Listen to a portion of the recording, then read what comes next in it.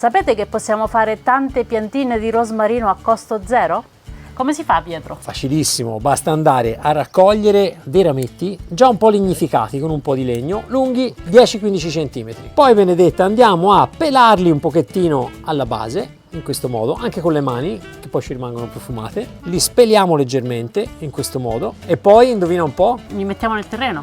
Esatto, ma prima c'è un ingrediente segreto, anzi due. Possiamo intingerli nel miele perché il miele ha delle proprietà fantastiche, radicanti, ovvero stimola il rametto a emettere radici. Un'altra cosa che favorirebbe parecchio il radicamento sarebbe l'aloe vera, ma ce l'hai qui per caso? Sì, ci sono diverse piante. Oh, lo andiamo a prendere. Andiamo.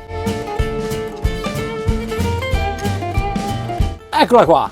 Allora, basta dare una strofinatina sul gel interno alla foglia, in questo modo, bravissima. Si appiccica proprio il gel. Sì, si vede che fa il filino. E poi andiamo a tuffare il rametto nella terra. Dobbiamo irrigare? Assolutamente, va tenuto il suolo sempre umido ed è veramente importante perché le radici per uscire dal legno hanno bisogno proprio di questo. E tenere il vasetto non in pieno sole, un pochino all'ombra, in modo che sia rispettato. E c'è un periodo particolare per fare le talee di rosmarino? Certamente è quando la pianta sta vegetando, quindi o all'inizio dell'autunno o all'inizio della primavera.